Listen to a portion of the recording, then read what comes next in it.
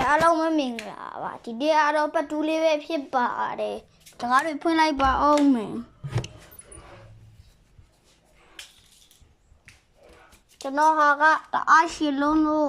ပတ်ဖိုးဒီပဲလောက်လိုက်ရပါတယ်ပတ်ဖိုးကြည့်ရင်တော့ကျွန်တော်ကောက်ထဲဝင်ကြည့်လို့ရပါတယ်တားလိုက်ပါအောင်မယ်အမိုက်တော်လေးပြလိုက်ပါအောင်မယ်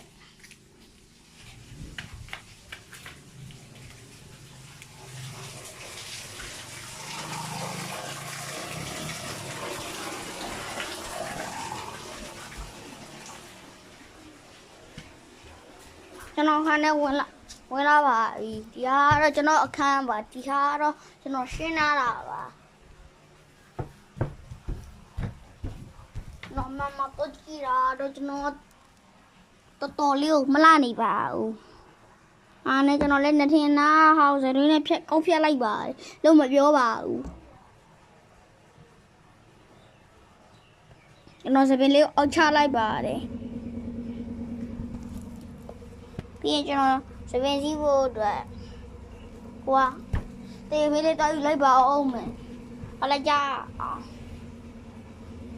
အဖွားရေတေးခွေးရှိလားအဖွားတေးခွေးရှိလားညလုံးမခဏဆောက်ပါအောင်ကျွန်တော်တေးခွေးဟိုဒီမမြေတော့ဈေးတိုင်းမှာတော့ဝယ်လိုက်ပါအောင်မယ်နားနေကြပါအောင်ကျွန်တော်ရလို့ကုန်နေပါတယ်ကျွန်တော်အိမ်မှာမိညောင်မရှိပါတယ်မိညောင်မကိုပြီးရင်ခေါ်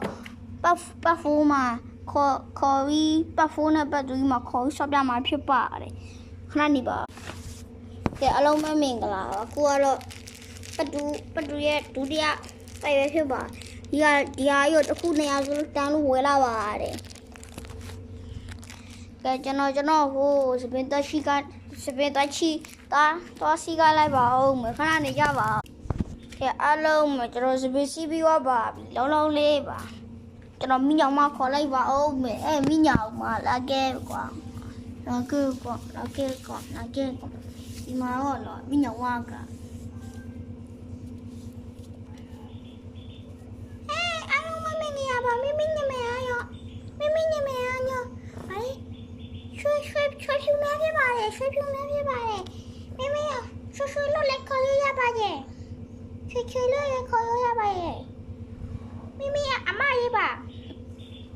ဟုတ်တယ်နော်ဟုတ်ကဲ့အမတို့သူနဲ့